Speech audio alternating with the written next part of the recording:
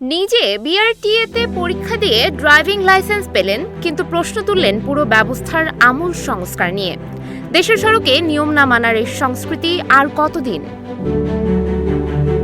লন্ডনে প্রথমবার driving test দেওয়ার 10 বছর পর এবার ঢাকায় বিআরটিএর কার্যালয়ে পরীক্ষা দিলেন প্রধানমন্ত্রী তারেক রহমানের কন্যা ব্যারিস্টার জাইমা রহমান। দুই পরীক্ষাতেই প্রথমবার পাশ করলেও দুই দেশের অভিজ্ঞতার বিশাল ফারাক নিয়ে নিজের ভেরিফাইড ফেসবুকে তুললেন এক ঝাঁক মৌলিক প্রশ্ন। তার প্রশ্ন, নিয়ম মেনে চলার পরও কেন তরুণদের পদে পদে হয়রানির শিকার হতে হয়? বিআরটিএর ডিজিটাল সেবার পরও কেন দালালের সাহায্য ছাড়া কাজ দ্রুত হতে চায় না? আর ড্রাইভিং টেস্টে পাশ করার পরও কেন মাসের পর মাস কাগজের লাইসেন্সের জন্য ঝুলতে হয়? জাইমা রহমান মনে করিয়ে দেন 2018 সালের ঐতিহাসিক নিরাপদ সড়ক আন্দোলনের কথা।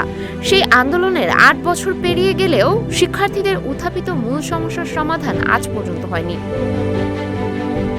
ফিটনেসবিহীন গাড়ি, ট্রাফিক আইনের অবাধ লঙ্ঘন আর নিরাপদ ক্রসিং এর অভাব, এসবের মধ্যেও একজন সাধারণ নাগরিক কেন আইনের প্রতি আস্থা রাখবেন? শুধুমাত্র নিয়ম পরিবর্তন করে নয়, দেশের সড়কে সবার জন্য নিরাপদ করতে দরকার মানসিকতা ও প্রশাসনিক কাঠামোর বাস্তব পরিবর্তন। সুমায়া হক তন্নি, নিউজ ফ্ল্যাশ 71।